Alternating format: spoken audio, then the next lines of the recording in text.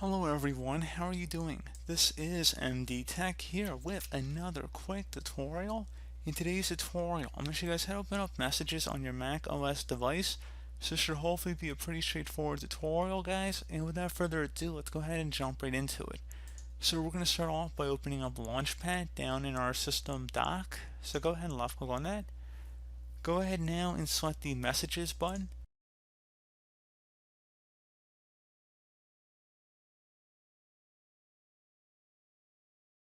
Now you have to insert your Apple ID or create a new Apple ID to access it, but you guys get the point from there. So, as always, thank you guys for watching this brief tutorial. Do hope I was able to help you out, and I do look forward to catching you all in the next tutorial. Goodbye.